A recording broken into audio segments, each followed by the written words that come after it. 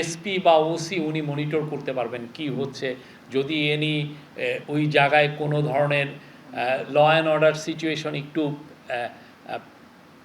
খারাপ অবস্থায় যায়, হ্যাঁ, একটু ওয়ার্সেন হয়, সেক্ষেত্রে তারা খুব দ্রুত ইন্টারভেন করে। আর বডি ক্যাম, কালকে এটা নিয়ে বিস্তারিত আলোচনা হয়েছে। আপনারা জানেন পুলিশের সম্ভবত অলরেডি 10,000 বডি ক্যাম আছে।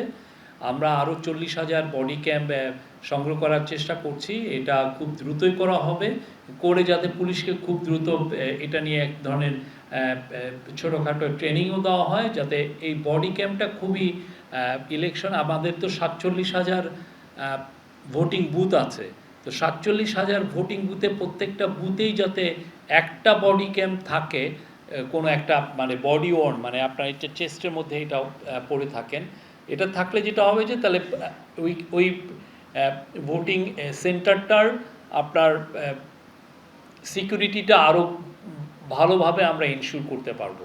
এবং এটা এমনভাবে এটা এআই দ্বারা পাওয়ার থাকবে, ফলে যেটা হচ্ছে যে এটা মনিটর করা যাবে ডিস্ট্যান্স জায়গা থেকে। ধরেন এসপি বা ওসি উনি মনিটর করতে পারবেন কি হচ্ছে, যদি ওই জায়গায় কোনো ধরনের ল অ্যান্ড অর্ডার সিচুয়েশন একটু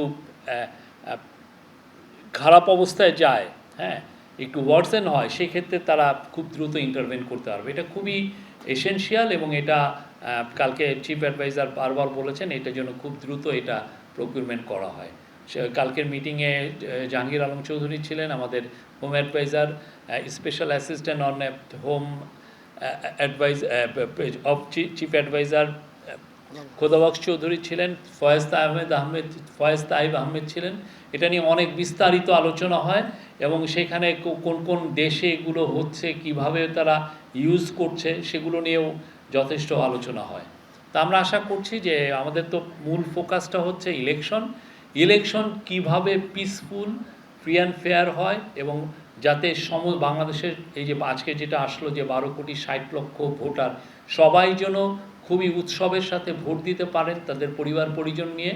সেই জন্যই আমরা তাতে প্রত্যেকটা ইলেকশন সেন্টারের 47,000 প্রত্যেকটা যাতে আমরা সিকিউরিটি ইনশিওর করতে পারি, সেই জন্য এই বডি ক্যাম্প প্রকিউরমেন্ট করা হচ্ছে।